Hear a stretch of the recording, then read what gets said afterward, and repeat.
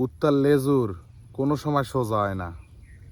কুত্তার লেজুর যতই ঘি দিয়া ওটারে টানুক, এইরম টানুক, কোনো সময় সোজা হয় না, সোজা হইবেও না।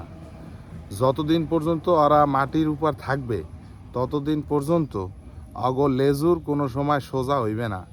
সোজা হইবে কেমনে? কারণ অগ দেহে যেগুলা ঢুকাইছে এইগুলা সবসময় অগ একসে লারে, অর্থাৎ খারাপ কাম, অর্থাৎ দেখা যায় নেশা আসক্ত বা নেশা বিক্রেতা বা এখন মস্তিষ্কের ভিতর সবসময় ওই জিনিসটা ঘোরপাক খায়। এটাই হলো কুত্তার লেজুর। কোনো সময় মনে করেন এইরকম ব্যাহা হইয়ে থাকে, কোনো সময় সোজা হয় না, কোনো সময় সোজা হয় না কুত্তার লেজুর। এখন বিষয়টা হলো আমাকে গইলার ভিতরে মাদক দ্রব্য বড় একটা চক্র আছে। মাদক দ্রব্য এটা গাঁজা আর হলো ইয়াবা, আদারওয়াইজ আরও মাদক দ্রব্য অভাব নাই। কিন্তু আমার হাতে একটা মোটামুটি ধরনের একটা লিস্ট আছে। এই লিস্টে আমি বলি, এই লিস্টের ভিতরে কিছু স্পটের নাম। এখানে বসে তারা মাদক সেবন এবং মাদক বিক্রি তারা করে। যেমন আমাদের গইলা বড় বাড়ির সামনে এপারের কোলা, অর্থাৎ পূর্ব পারের কোলা, আমাদের জমি একটা অপরিত্যক্ত, অর্থাৎ গাছ লাগানো আছে। ওখানে সন্ধ্যার পরে মাদক দ্রব্য সেবন করে, ওইটারে আমরা বলি গোলার বই। এরপরে মতলেবের পুকুর পার, অর্থাৎ ওইটা হলো আপনার দেখা যায় খ্রিস্টান বাড়ি থেকে ওখানে আপনার মতলেবের পুকুর পার নামে ওটা পরিচিত। ওখানে বসে মাদক সেবন এবং হলো ওখানে বিক্রেতা, অর্থাৎ দোনো গ্রুপ ওখানে থাকে। এরপর খ্রিস্টান বাড়ির মোড়, ওখানে পুকুর পার আছে, কিছু বাগান আছে, ওখানে বসেও মাদক দ্রব্য এবং বিক্রেতা সব আছে। এবং কি মণ্ডল বাড়ি, সর্দার বাড়ি, অর্থাৎ আমাগো বাড়ি সর্দার বাড়ি, আর পাশে হয়েছে মণ্ডল বাড়ি। বাড়ির পাশ থেকে একটা ব্রিজ আছে, তো খালের ওপার এপার মানুষ পারাপারের জন্য। ব্রিজটা যদিও সম্পূর্ণ কমপ্লিট হয় নাই, তো সেখানে বৈশা এপারের বাগান আছে, ওই বাগানে বৈশা মাদক সেবন করে এবং মাদক বিক্রি সেল করে। গেল এইটা।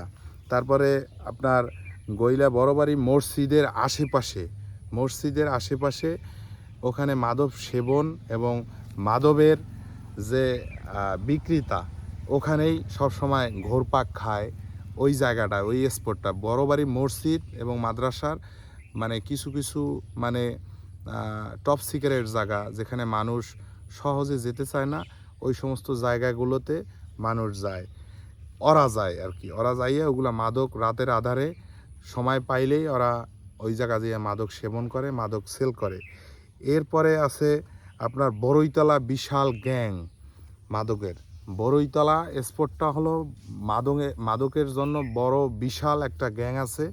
তো আরও একটা লিস্ট আছে, সেইটা হলো আমি বলি কারিতাস স্কুলের দক্ষিণ সাইডে মসজিদ আছে, মসজিদের অপর সাইডে বাগান আছে। তো ওখানে মাদকের বড় বিরাট আপনার সেল হয় এবং মাদক সেবনকারী এর আশপাশে ঘোরাঘুরি সব সময় করে। এবং মিরাজের কাছাটা হচ্ছে ওখানে বসে মাদক সেবনকারী, মাদক সেলকারী ওখানে। এটা হলো জমির ভিতরে। আমি যে ভিডিওটা করতে আছি ওই ভিডিওটার একেবারে আঙুলের ওই সাইডটা, ওখানে বৈশা রাতের আধারে কলা গাছের ভিতরে মানে তারা যে মানে ফসল তৈরি করছে, কলা গাছের ড্যাম সবজি এগুলা ভাঙ্গে চুরিয়া তারা ওখানে বসে মাদক সেবন করে। গেল এইটা। তারপর রাজীব ঘরামির বাড়ির সামনে একটা বাগান আছে, অর্থাৎ আমাদের পরিত্যক্ত আমার মেজো চাচার একটা বাড়ি আছে। তো ওইটা অনেক বাগান পুরানো, পাশে হলো রায়বাড়ির বাগান, ভিডা বলতাম আমরা। সেখানে মাদকের জন্য মানে বিশাল চক্র, ওখানে রাতের আধারে তারা মাদক সেবন করে। গেল এইটা। এরপর পূর্ব সুজানকাঠি আপনার গ্যাসমোল্লার বাড়ির আশপাশে বাগান আছে। মরহুম গ্যাসমোল্লা তার বাড়ির আশপাশে বড় বাগান আছে। ওখানে বসে মাদক সেবন করে এবং মাদক সেল করে।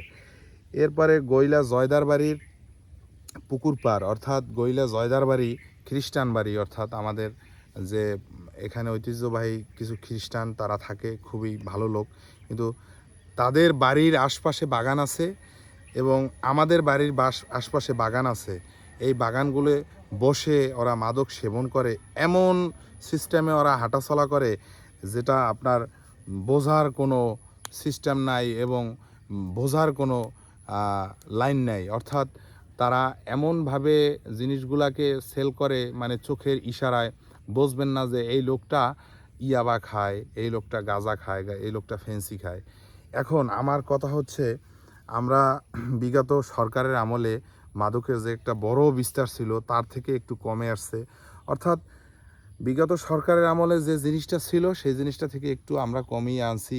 অর্থাৎ সাধারণ জনগণ ভয়ভীতি, অর্থাৎ যারা ছিল দেশে তারা কিন্তু এখন আর দেশের ভিতরে নাই। এখন যেহেতু দেশের ভিতরে নাই, এখন আবার নতুন করে আবির্ভাব হয়েছে। এখন আমার প্রশ্ন হচ্ছে যে ক্ষমতাশীল দল এর সাথে জড়িত আছে কি না? যদি থাকে তাইলে তাকে আইনের আওতায় দেন, কারণ এই সমাজ নষ্ট করবে মূলত হলো আপনার মাদক যে সমাজে থাকে সেই সমাজ সুষ্ঠু সমাজ না। মাদক এমন একটা জিনিস, আপনার ভালো কথাও আপনার ভালো লাগবে না, ভালো কথাও আপনার শরীরের ভিতর kit kit kit kit kit করবে। তা মাদক হচ্ছে এমন একটা জিনিস যে সমাজের, আমি প্রতিবারেই বলি, সমাজের জন্য একটা ক্যান্সার। এখন মাদক থেকে আপনারা বেরিয়ে আসবেন কিভাবে? প্রত্যেকটা গার্জিয়ান, প্রত্যেকটা ঘরের আপনার ছেলে কি করে, আপনার মেয়ে কি করে, আপনার নাবালক ছেলে কোথায় যায় বা স্কুল পড়ুয়া ছেলে কোথায় যায়, কার সাথে সঙ্গ দেয়, এগুলো আপনার ফলো করতে হবে। যদি আপনার কথা না শুনে আপনি আইনের আশ্রয় নেন, যদি আইনের আশ্রয় কাজ না হয়, আপনার আইন নিজের হাতে তুলুন। অর্থাৎ ঘটনা হয়েছে, মাদক সেবনকারীকে বা মাদক সেলকারীকে আপনারা কোনো সময় প্রশ্রয় দেবেন না। এরা হচ্ছে সমাজের ক্যান্সার। মূল ব্যাপার হচ্ছে মাদক বিক্রেতা, মাদক সেবনকারী দুজনই সমান অপরাধ করে।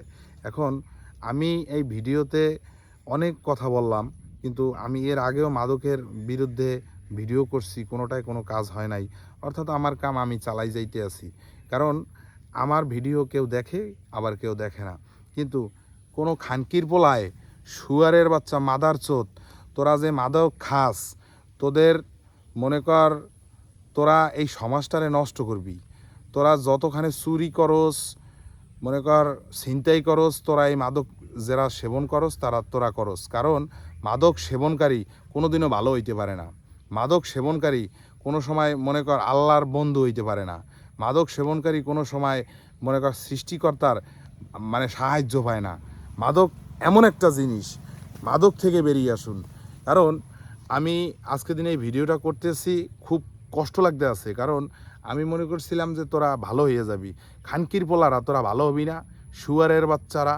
হ্যাঁ, আমাগো দেশে পূর্বে সরকার ছিল, তখনও তার সেই সরকারে তোরা মনে কর ডুবাইছস খানকির পোলারা। এখন আবার নতুন করে সরকার আইছে, শুয়ারের বাচ্চারা, মাদার চোদ, খানকির পোলারা, এই সরকারেও তোরা ডুবাইতে চাস। তাই কোন সরকার আইলে তোরা মাদক ছাড়বি? শুয়ারের বাচ্চারা, তোরা কোন সরকার আইলে তোরা মাদক ছাড়বি? মাদক আমাগো দেশের জন্য উপযুক্ত না, মাদক আমাগো দেশের জন্য উপযুক্ত না, এবং কি বহির্রাষ্ট্রেও উপযুক্ত না। মাদক এমন একটা জিনিস, দেখোস না খানকির পোলা প্রত্যেকটা বাজেটে মাদকের প্রতি মনে কর খেয়াল রাখে। বাজেট যারা করে, মাদকের এত দাম বাড়ায়, তারপরও মাদকের চাহিদা বেশি। সিগারেট থেকে শুরু করে একেবারে এই তারু মারু, গাঁজা, ইয়াবা, মদ, সব কিছুর দাম বেশি। খানকির পোলারা আমাকে দেশটারে তোরা খাইতে আসোস, কোনোখানে মনে কর জোর জাপনা পাইলেই হে নেবে ইয়া গাঁজা এরম ডলস, ইয়াবা এরম করস কা, এরম সোদাস কা। খানকির পোলারা তোর ঘরে মনে কর বাচ্চা নাই, তুই চিন্তা করস না যে আমি এই যে এইগুলা খাই বা এর প্রতিবাদ করি না বা এর থেকে বেরিয়ে আসি না, আমার ছেলেও তো এইগুলার ভিতরে আসক্ত হয়ে যাইবে।